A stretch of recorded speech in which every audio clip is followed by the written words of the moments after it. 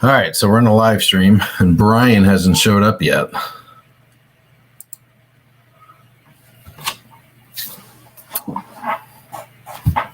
Oh.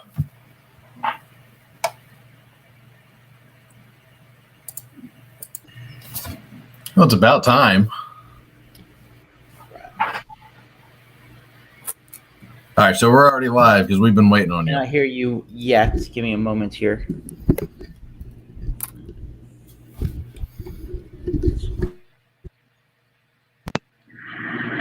Can hear you now. Can you hear me?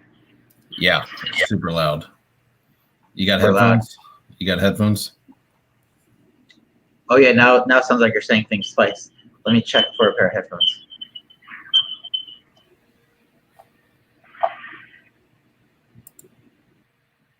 All right. I muted you because the feedback was bugging me.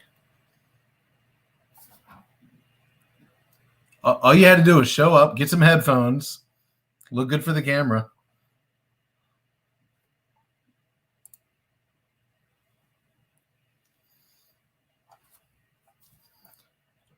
All right, let's see. Are there any comments? Is anybody actually watching this thing? I saw Coulter was there earlier. Let me unmute you, Brian.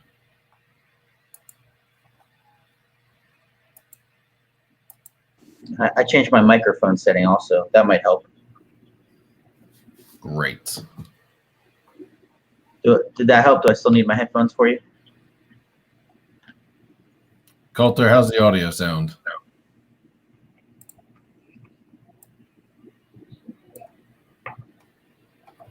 Sorry, I'm having to rely on comments now.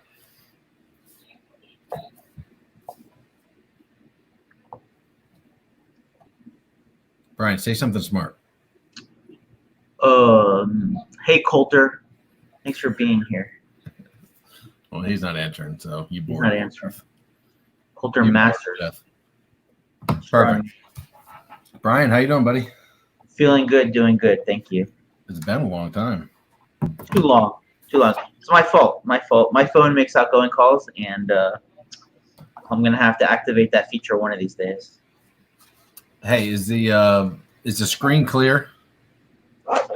We're relying on Coulter. Coulter, is the screen clear? I know you can hear us now because I can. You can hear us.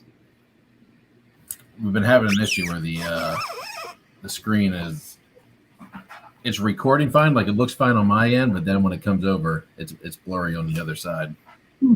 But good. All right, I think we're good to go. Okay. All right, so introduce yourself, whatever your name is. My name remains Brian London.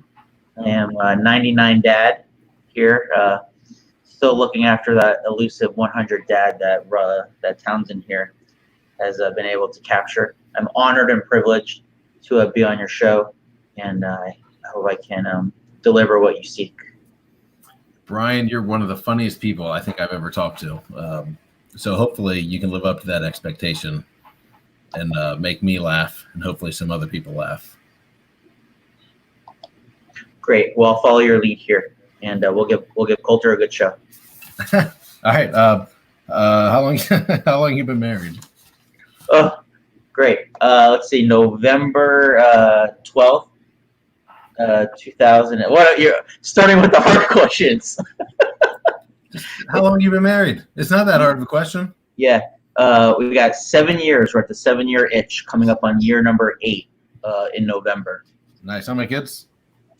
We have 1 kid and 5 years old son, a few fur babies, and so my wife takes care of all of those. Of course, she takes care of me as well. What do you do for a living? I don't even know. I actually tried to figure that out, and Yeah. I know you do something in the hotel industry. Yeah. That's all I know. Clarify it for me.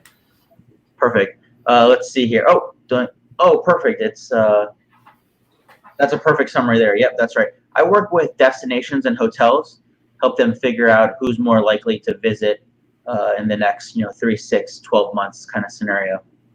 So you must love the current state of things since COVID has destroyed your entire industry worldwide. Yeah. It's crushing to see what's happening to the visitor economy. There's a lot of waiting on the sidelines, a lot of smart people in position to do good things just really waiting. Yeah. So what does that mean for your business? I mean, does that mean like everything's come to a halt for you, or does that put you at an advantage where you're actually doing better because you're going to be, I don't know, advising people how to get through this? Yeah, that's right. A lot of advisory work on talking to people on how to get through this, just reminding them they have the skills, they have the resources, they know what to do next, and just kind of letting them know when the signals are going to start appearing for what to do next. A lot of really economic forecasting and really back to basic work. You know, for the past 10 years, the industry's been real complacent, and you know, it's been okay because, you know, rising tide lifts all boats. Now that the tide has gone out a little bit, a lot of us are getting caught, and we're going to have to go to work and put on our marketing hats and really fight for the business. Yeah. What does the next few months look like? Mm-hmm. Oh, very, very tough, very soft. You know, essentially two economies. You know, those that have income, a steady income, a paycheck that they've still received. You know, this real ability. You know, a class that has the ability to spend discretionary money on leisure, and then a second class that lives paycheck to paycheck, that might have traveled in the past, maybe charging their way through a vacation. However, now without that cash flow, they'll struggle even to make ends meet basic necessities. It's really heartbreaking. And yeah, no, that's gonna be a real scenario for people. We did a podcast a couple of days ago with the budgeting guy. We haven't released it yet, you know, but we kind of talked about how to work through a few of those things. But it's going to be a real struggle for some people, and hopefully they're being smart with their stimulus checks. yeah, there was a big boom in e-commerce retail sales when the stimulus checks hit, which meant people were going out and buying stuff instead of, you know, maybe preparing for what's coming around the horizon, or, you know, kind of securing their future. So we'll see what happens with that. But all right, so how you like being a dad so far? I remember being super excited when you told us you were having a kid. I don't know if that's something you guys were planning for a while, but I know in our social circle when you lived in St. Augustine, you know, a lot of us didn't even believe you were married. You know, you always said you had a wife. You always said you had another life. We never saw her, and so we just kind of thought it was this fictitious thing that you just made up as a joke. Mm-hmm. And then we thought. You know, maybe this whole baby thing is fake as well. It's just some big practical joke Brian's doing. It's the next iteration in the story. I couldn't contain the lie. And yeah, I pulled a picture so everyone can see. Yeah. Make sure we know who you are. That's pretty accurate. I like this one. I never really thought of you as Zach Galifianakis before, but I'm not going to forget. Is this your wife over here? That's my sister. Close enough. Yeah, it's my sister, my bigger sister. Not the same person, right? Not wife, the sister. Same. Say again. Your wife is not your sister, I'm hoping. This wife is not my sister, right? Good. And then this part of this happy birthday joke was my sister, she had seen this movie, but she couldn't remember any of the actors' names to this movie. But she had it on the tip of her tongue that I reminded her of someone from a movie called The Hangover, and but she didn't know the name of the actor. And when I heard that I reminded her of somebody from that movie, I knew right away who she was talking about, because I do get that a lot. And I told her, as I tell others, Bradley Cooper. Yeah. I don't think so. All right, you did it. You made me laugh once. Gosh, I was about to fire you there. That's good. So I actually don't know. We haven't talked in years, so I don't know even if you're like, we might be bringing you on here to expose you as like this terrible dad that just sucks. Do it, yeah. There's been no vetting process. It really hasn't. I was just hoping for the best. So you're probably thinking, who haven't I talked to on this contact list in the past 18 months? I had to scroll really deep to find you. Yeah. So I guess how present are you? What's your life like there? You know, are you gone all day? Are you traveling a lot? Are you there all day? What's your life with your son and your wife? Time. Yeah, what was that last part? time wise? Time wise, yeah. Well, for me, I'm essentially running two philosophies.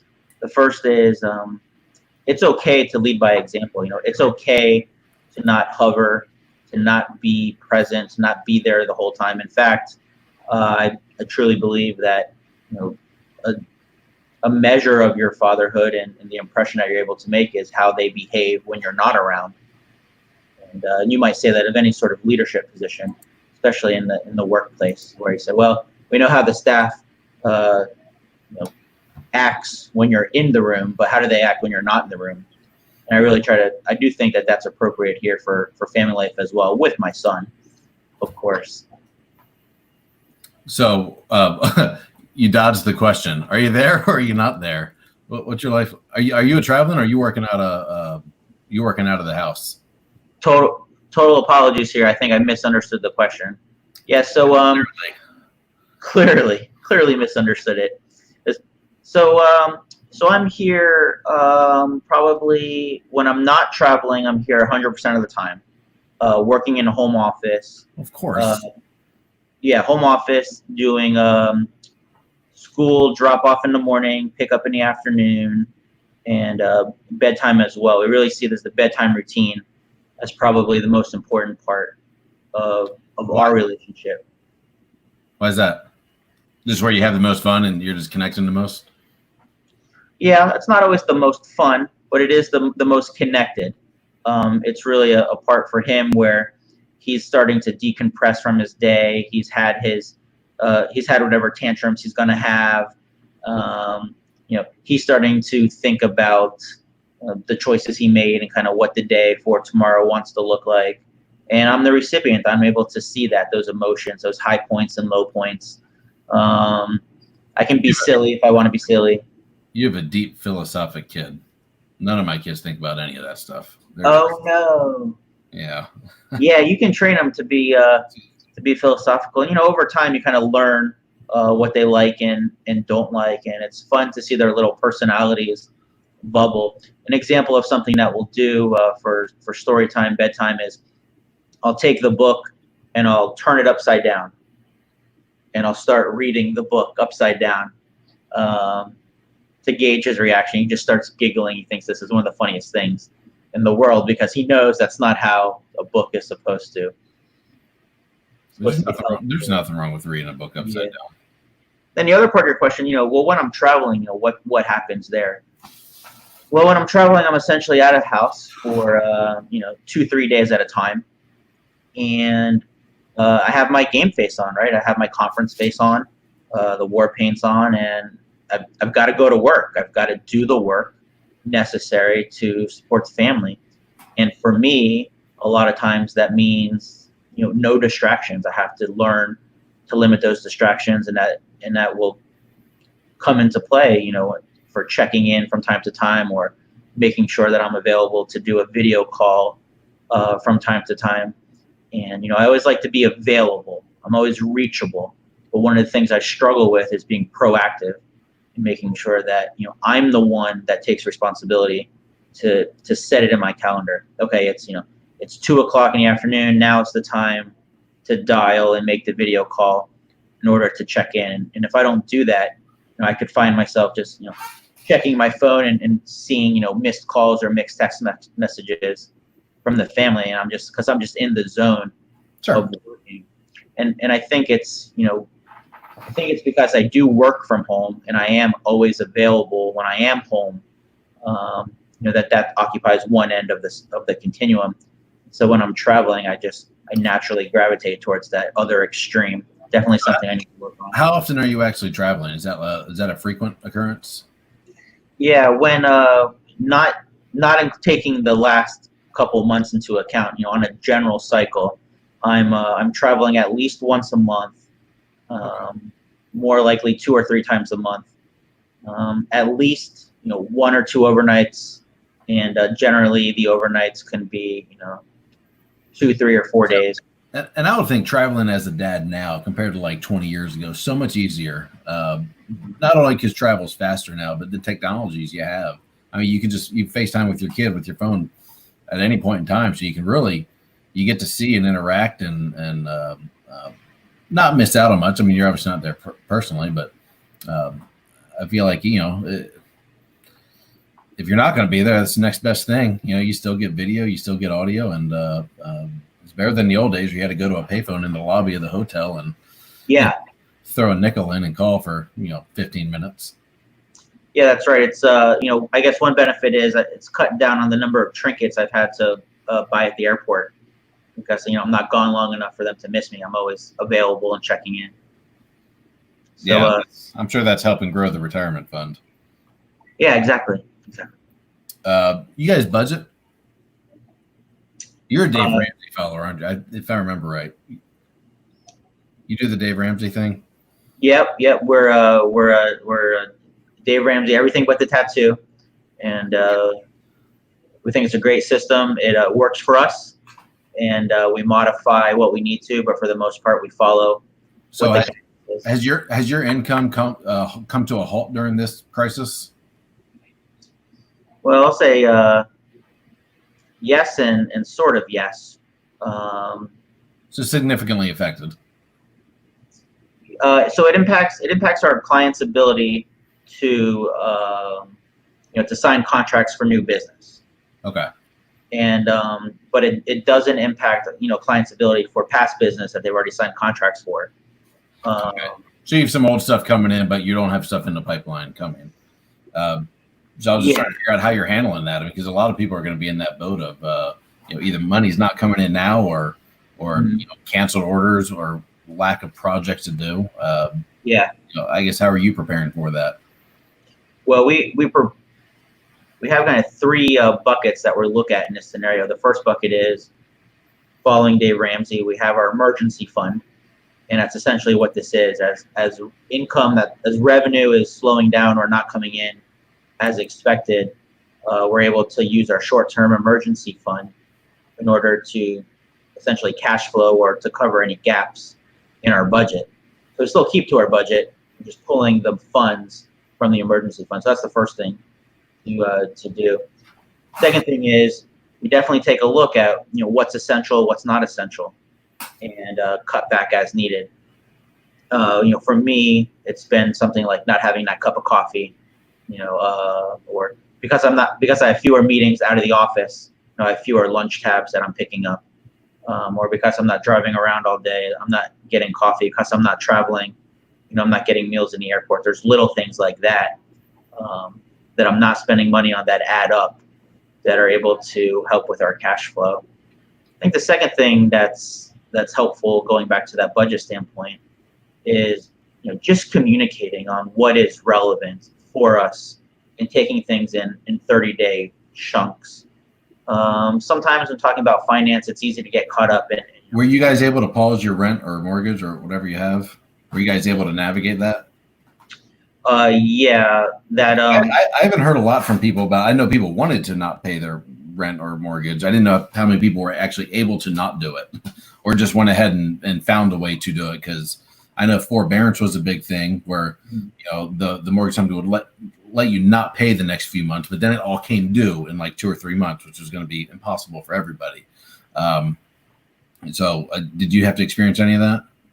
Yeah, you've described what happens perfectly. That's exactly what happens with the forbearance. And so the process is, you can call and request a forbearance. You're not going to make the payment for that particular month, and they'll extend you that grace period for 90 days. And then on the 120 day, for month 4, you owe for the month, and then you owe anything that was in arrears. And one of the pitfalls of forbearance is that if you don't then pay your obligation, it has the potential to accelerate a process which would call in your note and perhaps foreclose on your home. So kind of going back to that 4 walls of Dave Ramsey, one of the walls being your domicile. As part of our emergency fund and part of our budget, we make sure that we can cover our mortgage payment. In the 08-09 recession, that wasn't the case for us. This was, of course, before our Dave Ramsey plan, and we had our condo foreclosed on. We had gone through that forbearance program, and then gone through everything up to the a legal procedure where the bank had to actually foreclose on our property. It's a very humbling experience to have the weight of the bank kind of come down on you and to see that in action. And that's one of those stories where you have this adversity, then you're stronger for it. You're able to tell that story afterwards. That's your reward for having gone through it. And so now we're in a similar situation. We see all these stories about these rent strikes, and it's just really emotional. And I understand how they're feeling, having felt the way they do, in the last recession not that long ago. And here it is, my fellow residents now going through the same experience. There's no easy answer. Those terms that they use related to rent strike, they're essentially acknowledging that we have a class of citizens that are working, day to day and barely have enough revenue to cover their expenses. And when they miss a paycheck, and they're not able to cover their expenses, and that has implications. That ripples throughout the economy. So for the time being, we're not going to rent strike. We're going to keep paying our mortgage, and then we're going to use that countdown. The emergency fund is only supposed to cover you through the time period of the emergency. A lot of people forget that. They think that the emergency fund is the retirement account. That's not the case. That there are two different accounts here. The idea of the emergency fund is supposed to sustain you for a time until you're able to kick it into an extra gear and create some income so that you're not needing to rely on those emergency funds. And that's what a lot of people are really hoping will start to happen here in Jacksonville, Florida. That's going to start happening as early as May 4th here over the weekend, as the mayor has signaled that some businesses are going to start to reopen, either at a limited capacity or at full capacity. I think that'll restart the engines and get some of the oil circulating. If you get hit by a baseball bat tonight in our debt, do you have a will in place? You got to delete my browser history if that's the case.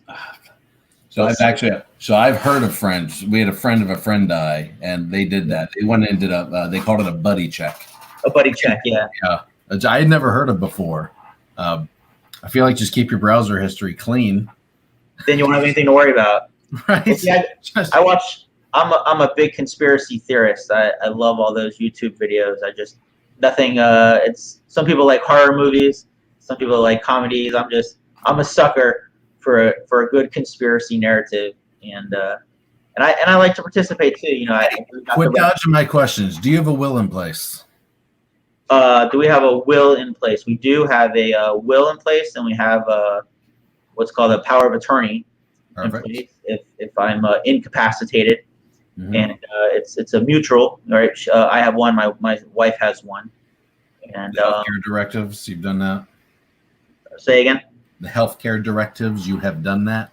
We do. I've checked the box that says pull the plug. I don't want to. No need to keep me around. Don't do any science projects on me. Don't poke or prod me. If you can decide quality of life, but if you think it's not where it needs to be, be encouraged. I think one of the most frustrating things, or poorly thought out things a dad can do, is not have a will in place. Because none of us expect to die. It creates such havoc on your family members after your death. It's just probate court is a pain in the ass, and the whole process is incredibly frustrating. And you end up leaving your wife and your kids. They go from sad to pissed at you because you left them in this cluster fudge of a mess. So it's just one of the things. It's super cheap to get. That just every dad just needs to take the hour and a half it takes to read through that form and fill in the blanks, and go get it notarized, and you're done. So we did that, and then of course that's coupled with our term life insurance policies. Good. As well, and we started that maybe 7-8 years ago, and probably about the time we got married. So now 7 years. So 7 years, it's a statistically high year for getting divorced. It's years like 7 and year I think 25. Okay. Mhm. So you're in year 7, which means statistically you and your wife should be about to rip each other's throats out. Or Yeah. maybe a year ago, maybe next year. Are you guys experiencing any of that? I'm trying to get to the real stuff. Yeah. No, we're very fortunate. And in that our opposites balance each other out. I think the easiest description is that I have the disposition of a slow cooker, and my wife has the disposition of a pressure cooker. So when her valve is ready to blow, when she's had enough, she'll let off some steam. She'll let you know. And when do you know what makes for a really good TV show? Lots of drama. Yeah. And you're not giving me any. Oh, Everything's like even keeled. Yeah. Lots of practice. That's only because I have lots of practice engaging in dramatic effects. Maybe this could be a good transition to answer one of the chat questions here. I see. I'll read it for our convenience. What do you use as a template to budget, as in before COVID-19? Well, I'll speak for the 99 dads, and I'll let Townsend speak for the 100 dads. Yeah. We use 2 templates. First, we started with we have a modified template, and it looks like this. At the very top is the income for that month, and we'll just say that is $3,000. And then underneath there, we start listing the necessary overhead expenses. Here, what's this? Boom. So Coulter, we just had my last podcast that we haven't published yet. It was a budgeting guy, and he swore by this one. So I haven't used this one, but YNAB. I don't even know what that stands for. Or you need a budget, I guess. So he swore by that app on his phone, and it allowed him to create all the categories. And then if you went over in a category, you had to go. You had to pull the money from a different category, so it wouldn't let you go beyond your budget. It's almost like you're working with cash envelopes in a sense. So I haven't used that one, but the budget guy we had on last episode said YNAB was like, he loved it. He was amazed by it. Dave Ramsey's got one too. It's called Every Dollar. If you're on the Dave Ramsey plan, which I think Brian is. Mm-hmm. Like our family, we always use QuickBooks just because we had multiple businesses. So we were using a more powerful desktop program. But that wouldn't be applicable for most people. And so we just use it for personal as well because we had it. And we're actually about to stop. So I'm actually exploring apps now, which is why we talked about it. So I've looked at I haven't looked at YNAB yet because we just had the conversation yesterday, but we've looked at Every Dollar, FreshBooks, and there's a couple more I just can't think of. But so anyway, so that's my 2 cents on that. That's why you're the 100%, because you have all the different options available to you. Our approach has been a little bit simpler. We at first when we tried to do it with just a sheet of notebook paper. And again, we just started at the top with what we had. Then we started subtracting. And when we got to 0 or minus 0, right now you can go way past 0 nowadays. And they'll let you keep on going. Once we got past 0, we said, well, that's our plan for the month. And if we don't like that, we're gonna have to move some stuff around. Some stuff we could, and some stuff we couldn't move. But that's what we started doing. Now, I would have to admit, with our current budget for this month, we did everything by text message. We didn't want to sit down and go through the paper process or an Excel file. So we just did it by text, and I kind of on my phone I had the bank app, the bank app open, and I could see what the expenses are and what was coming out, and we just traded stuff back and forth. The reason we even had to do it was because we knew we were going to use the emergency fund, but we had some medical bills that came up past couple of months, and we needed to start addressing those medical bills and working out a payment plan for those. Little Jacob, he had a tonsil surgery, well, tonsillectomy. And insurance didn't cover that? And insurance doesn't cover all of that.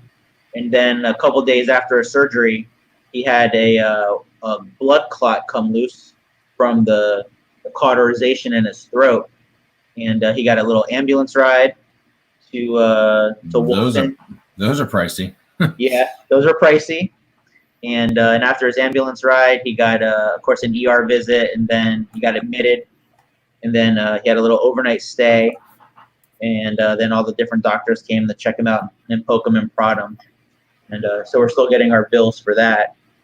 And so that affects our budgeting and just making sure that we're on the same page. And I think the biggest lesson that I've learned about budgeting has been, it's not about the money, it's about the ability to communicate. And all right, so that's part of it, right? It's just knowing what to do. Of course, the hard part is doing it. Sitting down and getting on the same page is a big deal. Husband and wife, because otherwise one person creates a budget, the other person blows it. Yeah, that's going to cause some friction real quick. And what we did with our son is we give him a piggy bank, and it's a clear piggy bank, so he can see the coins stack up. And of course, he probably doesn't understand the difference and the value of a penny or a quarter or a nickel or things like that. He just knows some are big and small and shiny and dull. And we give him these things, and at the last holiday season, we took him to Target, and he could pick out a toy, any toy he wanted, with his piggy bank money. And we didn't count it out exactly. What we did was we had the cashier take the piggy bank and pretend to enter it in, and then I was able to put it on my card and on our debit card. You know what I mean? I paid the cashier. But Wouldn't it have been that hard of work just to sit there and count the cash out before you went to the store and just let him make the purchase? This is overacting if I've ever heard it. No, that would have been too much work. I mean, he was only 4 at the time, and it's hard to get him to sit down. And yeah, at 4, I get it. Yeah. And but I did kind of nudge him, when he was looking at some of the pricier stuff. I said, "Oh, are you sure you want that?" all the tricks my parents probably did with me.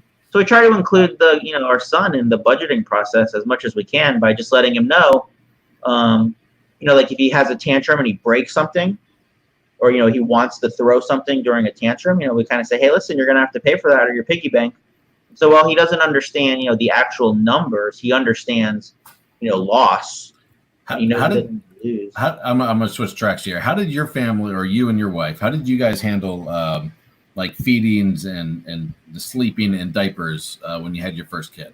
From a financial standpoint or an emotional standpoint? From how did you practically go about it? I mean, is that something mom took care of it all because dad was running a business, or is that something you shared duties and you just were both exhausted? Is that something dad said, "Mom, you created this baby, you did all the work, so I'll do all of this. You just sit there and relax"? What was how did it play out in your house? Yeah, we were living in a smaller apartment, 2-bedroom apartment at the time.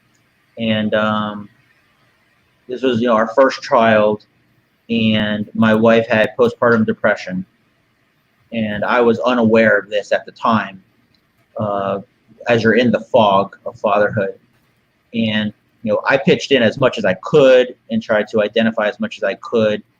But those first few months, it's all mom. And I think the joke was, as dad, you're lucky if you can see the kid at any time. Doesn't mean, that should be the case. But, the baby is attached to the mother, at all times. What I tried to do, and probably some of the best advice that I got was, for an hour or even 2 hours a day to just take our son and go away into another room and make sure they had some of that one-on-one time. I was always an early riser anyway. That was just in my disposition.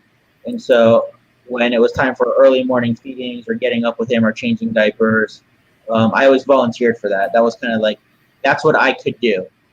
So if he was up and screaming and needed a diaper change, I was right there, no questions asked. That was the easiest thing for me to do, to be able to pitch in. Listen, all the props to you. All the props to you on that. I did not do that. And maybe I should have. There's an argument either way.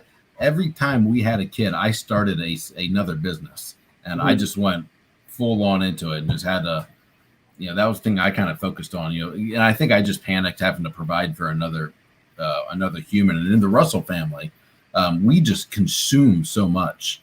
Like the cost of feeding a Russell human being is got to be 10 times the cost of every other normal human. It's disgusting. We had one of them that would, we breastfed and it'd be like one boob, then the other boob completely drained. Then we'd have to give him like 6 bottles of just like the kid's got a stomach supposedly the size of a thimble, but gosh, man, they could just pack some food away. The baby was good for us. It exposed a lot of the differences in philosophies and raising, and you have the conversations about the kind of parent you're going to be, and then you become the parent, and you turn out to not always be the paper version of what you said you were going to do, and I think for like the formula mixing, for example, it's kind of like, well, what's the mixture, and it's like when you first started, the scoop was, if it said 100 granules, you had 100 granules, and they were perfectly measured out, and then by the second or third month, you're just heaving it, right? You're just scooping it out of the container and putting it in the bottle. Wait till you're at the second or third kid. You're just chucking the container at the kid and letting him feed himself. You just your priorities change so much from kid 1 to kid 3. Just like like you're saying, from month 1 to month 3. Mm-hmm. Your perspectives definitely change. That's for sure. But that was my contribution was essentially to always be the one that got up and did it. Now, with that being said, listen, props for you. I know. Thank you. I was totally dense at times when it came to like just acknowledging what needed to be done. For me, I always had to be prompted. If I hear a cry, that's my prompt. I need to go fix something. But absent to that, I probably have no idea of what was appropriate or what wasn't. Are you and your wife, are you guys the same faith? I don't know if you're religious or not, but are you guys different faith, same faith, not religious? How does that work? Yeah, we're in between same faith and a-religious. We believe in higher spiritual power, and we think that sometimes he hangs out in a building where we can all see him, and other times he's just present wherever we are, and we don't have to go to the building. So you guys are on the same page on that? We are, and we raise our son according to the same. Our son goes to a religious school. That's a good thing. I'm only saying dang it because I want to find a dad that's raising like an interfaith kid. And I just want to see how that works. And you disappointed me. You disappointed me once again. Yeah, I'm constantly disappointing. But our decision to send to a religious school was a joint decision. My wife went to a religious school growing up. I went to a private school for part of my early years before I was politely asked to leave and find another school. And it was important to us that tradition continues. We're happy we found something in the area. The tradition of getting kicked out of schools? Yeah, that hasn't happened luckily yet. Excuse me here. Just a private school education, a little smaller class size, maybe one-on-one attention. Cool.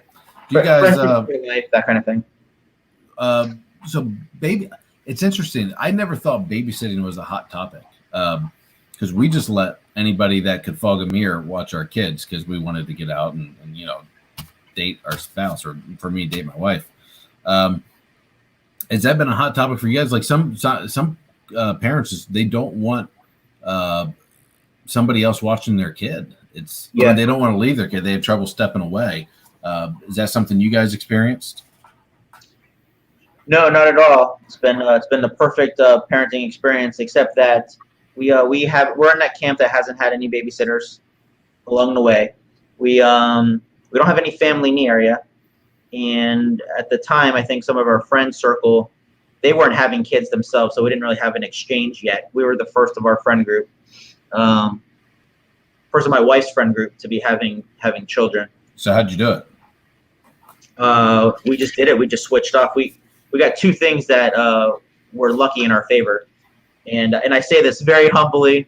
and even feel free to edit this part out. The first thing that happened in our Buddy, family. this is live. You can't edit it.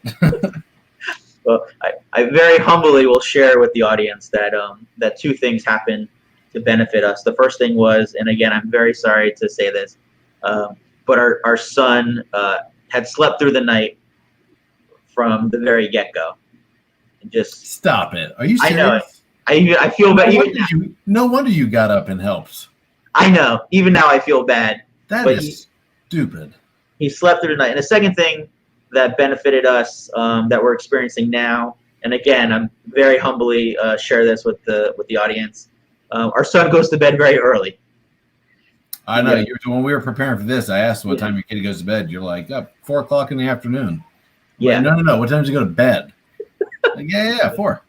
He was, I think he was in bed tonight. Tonight was a late night. I think he got to bed around maybe 5:30, 6 o'clock. And what time does he wake up? He wakes up at midnight? He wakes yeah, he wakes up at 5:30. And but again, I'm up. He wakes up pretty early then. It's pretty early. We used to have this rule, he's got to be in bed till the sun comes up. And the sun's not up at 5:30. I hate to break it to you. The sun's not up at 5:30, but he's smart enough. He knows it's not dark out at 5:30. What if he figures out that he is a son of you and he's up, so the sun is up? There you go. That's great. I look forward to that day. I might even kind of pepper that in and train him on that. Just yesterday, he figured out. We taught him that that my dad is his grandpa. That the person he knows as grandpa is my dad. And so, that was nice.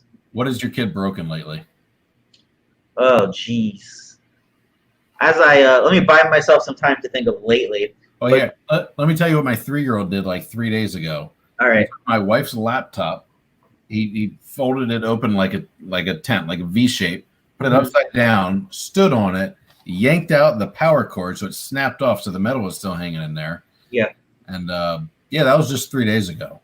So they know how to hurt you. That's for sure. The worst thing he's broken, in our opinion, has been our Roku remote control. He's tossed this thing so many times that it doesn't work anymore. We have to use the Roku app now on our phone, which only means that he can't use the remote. Yeah. First world problems. It's a real first world problem. But when he broke that, we were crushed. Yeah.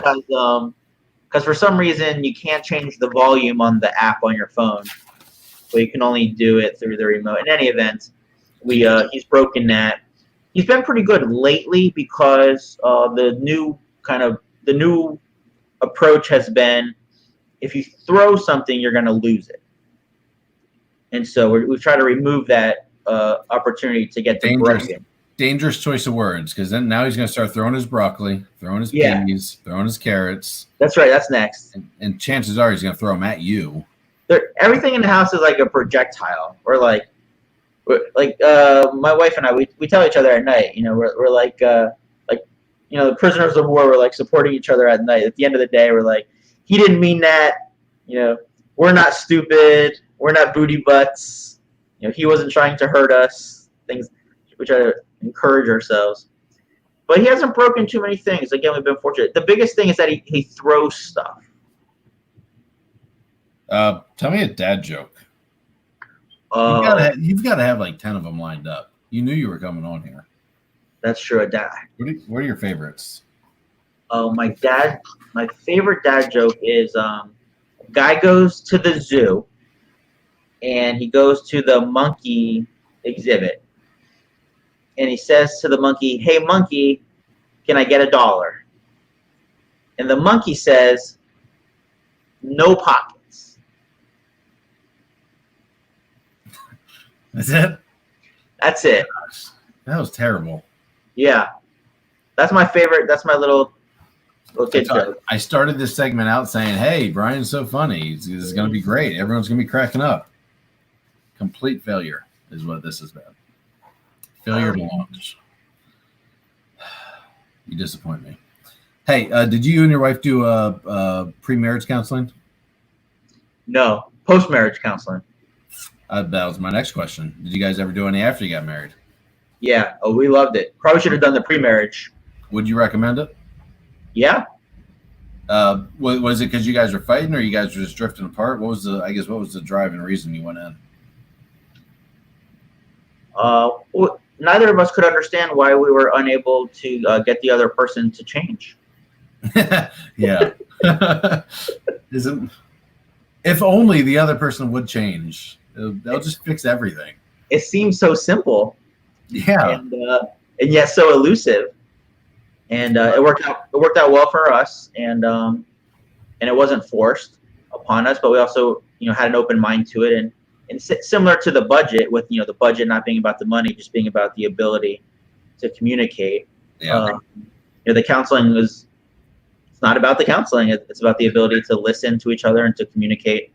My wife was just telling me a couple of days ago she wanted me to change a couple of things, and I said, of course I'm not going to. This is who I am. Yeah. She subtly reminded me that Carol Baskin's husband didn't change either. Oh, that's very subtle. Very subtle. Yeah. So if we better do what she says. If we find a bunch of sardine oil in the kitchen pantry. Well, Townsend, I'll remind you, there's freedom in your obedience. Hey, you're boring me on the dad stuff, so can we just talk about me for a while? Because please, I would like it. Did you get the picture of the RV I sent you? I did get the picture of the RV you sent it, and then I called my legal counsel, and they've got to call in to Ryan to make sure that she's getting all the royalties that are due to her. Yeah. For your use of her image. This thing. How did you decide what kit to pick? To hold? I just picked my favorite one. Okay. Yeah, that thing's gonna be dope. We were supposed to leave a couple weeks ago, but we didn't. So you're the travel guru. Yeah. So we're going on an extended family vacation. We were supposed to go up the Northeast first and into Canada, so that's all been canceled. We're gonna go. We're actually gonna leave Thursday. We're gonna go up into Georgia first, cross over into Alabama, and our goal is to get up to north of Yellowstone. What's a really cool park up there? Glacier or something? There is a Glacier National Park. Glacier National Park. So we're trying to get there by summer. Has the quarantine and the stay at home, has that given you good practice for what it will be like to be in the RV together? Not at all. Our home is 5 times bigger than the RV. Okay. So yeah. We can still escape. And our neighborhood really kind of quarantines itself. So like the entire time our kids have been playing with the other kids. Oh. Like across the street. So we have like 15 kids that are in 3 different houses at any point in time. There's a pool, they jump in, and we're all homeschoolers, so. So here's a good dad question for you then. Like, what's the acceptable level of risk for your kid engaging in an activity, but you are not there to watch them? 100%. Yeah. Why would they not be able to engage in activity if you're not there? Who cares if dad's there? Go do it. So your kids just, running from your house to another house, they could be in the pool, they could not be in the pool? Oh, well, I mean, we know where they are, and we know that the other houses have responsible parents that start drinking at 5. So we know by 6 or 7 we need to get over there just to make sure the parents are still conscious. Mm-hmm. But other than that, I mean, they're not going like across I-95. I mean, it's like we're in the back of a neighborhood. It's safe. We know the parents. We know almost all the neighbors. So yeah, they've got free reign. Do your kids know your real name, or do they think your name is Dad? Hey, both. When did they know your real name? I think they've just always seen my name on things. So okay. Yeah, I mean they read the mail. I don't know, but other people call me by my name. I mean, I feel like just in the normal course of life, what kid doesn't know his parents' name? Do they ever call you that name in public? Not in public, but they tried it once or twice, and I shut that down real quick. Yeah, I'm definitely Dad. Mm-hmm.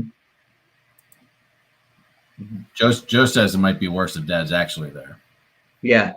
I will say I do encourage them to take risks they probably are too scared to take, or tell them they'll be okay. Like, you can jump off that 6-foot wall. That's fine. And then, no one's actually broken it. But I'm super surprised, and knock on wood, that we haven't had any broken bones yet, which is really nice. No broken bones? No, because I had a ton as a kid. I don't know if I just didn't drink enough milk or what. But Yeah, I tell Jacob all the time. I say, if you're gonna get hurt, make sure you do it when you're with your mother. yeah, yeah, I would get the blame for it. I'm probably gonna get the blame for it because I'm always encouraging them to be wild. I mean, I don't mind if they climb a tree and go 20 feet in the air. We've got like one of my hunting stands is in the back. I took it out of our hunting property because we're leaving, so I just put it up in a tree in our backyard. And like they're climbing up that thing. Like even as a hunter, as an adult, when you climb up in a tree stand, you're supposed to be secured in with a safety harness. And our kids are just climbing up there willy nilly. It's barely even secured to the tree because it's just there for storage, not for hunting. So it's like leaning to the left. And like I said, no one's died yet. Mm-hmm. You know, they have a lot of fun on trampolines and they jump into pools and they hit each other with sticks and no one's died yet. What's the home policy then towards guns? Your children know firearm safety? Oh, well, so I have a ton of guns. So they know firearm safety. They are not allowed to handle the guns. Like my kids they aren't packing at age 3, 6, and 9. Mm-hmm. They have their own BB gun, their own 22 rifle, and you know, we occasionally shoot it. But the taboo's not there for them. Like guns aren't like an exciting, cool thing that they've never seen or touched before. Mm-hmm. They've been around them, they've seen them. You know, they know about them. They know not to touch them. And we did have a scenario when my oldest son was 3 or 4. We were at our farm in West Virginia, and my grandfather always had a cowboy gun. So he had the cowboy belt with 45s in the belt, and it's a revolver. It was Colt 45. And he had it hanging on his bedpost because he's 60 some years old, and he hasn't had kids at home since the 50s or 60s. So he just had it hanging on a bedpost. It was our first time being there with a grandkid, and we didn't see Levi for a little bit, and Ryan found him upstairs, like within a foot of this gun at eye level. That could have been a really dangerous situation. But I mean, he's seen our guns before, and we always trained him: if you see it, don't touch. Even at that age of 3 or 4, don't touch, don't touch, don't touch. Get daddy, get mommy. And so when Ryan saw him, she said, "Levi, what are you doing?" He said, "Don't touch." And they just walked away. So thankfully, I do that with all my kids now, just to make sure that they know don't touch them. And then, but I also take them out and let them handle them and shoot them. Not the big ones because they get knocked over, but they can be there while we're shooting them. So it's just less taboo for them, which I just remember when I was a kid. We had one gun that was decoration, and my family was not a gun family. And every time my parents were gone, I was left alone. I would pull it out of the cabinet. I'd play with it. I'd look at it because I wasn't allowed to. And so you had to do the thing you're not allowed to do. So yeah, we preach firearm safety really heavy, really hard, but mostly because we have them. And they're in a safe, but it's a very real practicality. They could come across it one day within the house. So we want to make sure everything goes smooth. Good. The best dad. You're the best dad. Yeah, probably. Yeah. Not the most humble. Maybe. No. Do they call you dad or something else? Daddy? Father. Father? Yeah. No. You make your kids say yes, sir? It's been dad. Listen, all right, so you distracted me. We're going up to where am I going? Glacier National Park. So between Alabama and there, we've got like a 2-month span. We want to stay about 10 days in each place. Like, what do I need to see between there and Alabama and Glacier National?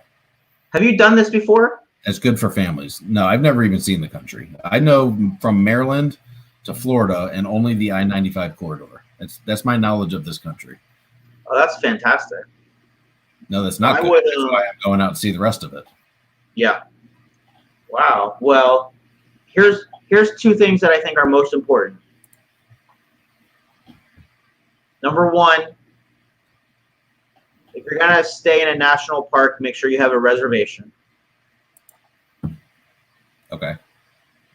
And number 2, this is the world's worst advice. I'm asking, If, like, where I should say, like, where would a dad take his family? Somewhere between Alabama and wherever I'm going. Just like Montana. I wouldn't plan it. I'm not the planner.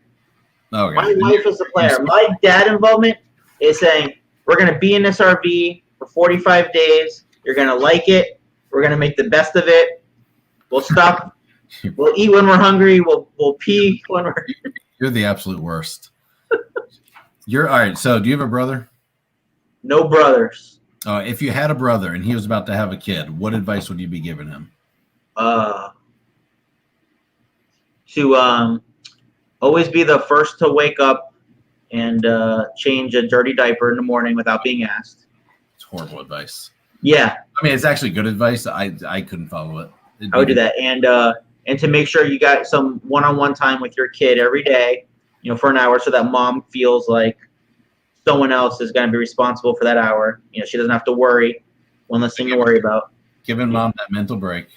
Give mom that mental break. Especially when they're really young and they're just screaming and crying, and it's just, your brain never gets a chance to decompress. Then probably the most important thing is, not to lose your sense of self. You're. What do you mean?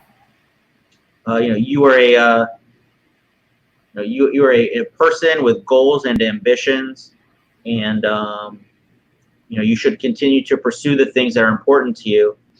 Having a family or having children, is fuel for the tank. It's not cargo. It's not weighing it down. It should be energizing. It should help you get further along to where you want to go and do the things you want to do. And don't be afraid to remember that. If you're interested in hunting, make sure you carve out time for yourself to continue pursuing that hobby. If you're interested in working out or running or anything, whatever the case may be, make sure you do that, because one of the important lessons that you want your children to grow up learning is that it's okay for them to pursue what they're interested in as well. And here's an example of something. When you ask children what they want to be, and they give you all these fantastical answers, right? Like, I want to be an astronaut, or something like usually big and grandiose. Astronaut's pretty popular. They don't know any better. They don't know any better, right? So they just know what, What they've read in a book somewhere. Yeah, they read this in a book. This is an idea that they've latched onto. It's like, well, do you want to be an astronaut, or do you want to develop pivot tables from an Excel file all day? And they're like, I'm not sure just yet, but for now I'll be an astronaut. And then when you get older, if people ask me, what's your, because at a certain point, right, nobody asks you, what do you want to be? At a certain point, they ask you, what do you do? And then if you deviate from that script, if you say, well, today I'm working with hotels, but 10 years from now, I want to, be an astronaut. People kind of look at you funny. I'm going to start asking people what they want to be when they grow up. I'm not going to ask people what they do anymore. I'm like, what do you want to be when you grow up? Exactly. See, I'm glad I could save this. So I actually feel differently on the hobbies. If you can do the hobby, I think you absolutely should. But there's a time for that, or I guess a place for that, and it's not always. And there's sometimes you need to sacrifice your wants and your hobbies, or maybe even your dream for a little bit, because you need to make sure you're A, providing the basics for your family, and B, also spending time with them, because there's a lot of dads out there that are most certainly pursuing their hobbies. They're doing a lot of golf. They're doing a lot of social activities. Yeah, really going after their career hard, and their family's paying the price for that. They're neglecting their kids in a sense. Or at the same time, if you're not providing the basics for it, there's no way you should be doing anything but getting your butt to work and making sure you're providing. That's my feelings on it. Were you not listening? Those are good feelings, and that's a fair approach. There's this idea that there's a time and a place, and what ends up happening, and what I think ends up happening is it gets easier and easier. You create a new pattern, a new habit, and that habit is that you're not taking care of yourself. And in the same way that you got to carve out some time so mom can have, her time to regroup and self-care, dads need that time for themselves as well. Perhaps you can do it with your son. I see plenty of posts online of dads, playing video games with their kids in their lap, enjoying the time. Or if you're going to golf, bring your kid to the golf course with you to do that. If you're going to hike, bring them with you. Things like that. I think it's very important. Yeah, absolutely. All right, so we're winding this down. We got like 3 minutes left. Is there anything like, I guess, dad-wise, anything really cool you've learned lately, or anything you're struggling with as a dad? I'm trying to get you to relate to the audience or a future audience when we put out the recording. Oh yeah, I'm very relatable. And I haven't seen it. Well, for instance, I'm like the latest person to be verbally abused by you, which puts me in the. So I think like can you repeat the question? I'm so enamored by your haircut. Is there anything you've learned lately, but in the fatherhood realm that is really cool or was surprising to you? Yeah, I think from a personal development standpoint, being a father has allowed myself to have a stronger relationship with my father. Really? Sure. I find myself hugging him more. The value of a hug and a firm embrace. I find myself doing the things to him that probably my son does, to me. I find myself asking him questions that maybe I know the answer to, but I just want to hear it from Dad. I just want to be reminded of it, and I owe most of my tool collection to hand-me-downs from Dad, and so yeah, from time to time I give him a call and I tell him that I used one of those tools, or I asked his advice on how would you go about fixing this, or whatever his interest might be in it. That's been something that I've noticed a lot more. Do you become more appreciative of your father now that you are one? More appreciative, sure, of course, now that I am one. I'm assuming your father's still alive. You're not just hugging a corpse. Yep, still alive and not hugging a corpse. The biggest surprise, or one of the more interesting things, kind of cerebral, has been watching how our son interacts differently with me than with Mom. Oh yeah. And some of that is you could probably already anticipate. He'll ask Mom something and not get the answer he wants, and then come ask me, and he doesn't realize that he's Mom's in the same room or one room over, and can still hear. But just the way they interact, if I don't take him to school and he rides with Mom, they have a different routine in the morning. They listen to different music. I hear the updates. They listen to different music. They have different conversations. And it's a totally different relationship. Yeah, it really is. Yeah. It's a totally different relationship.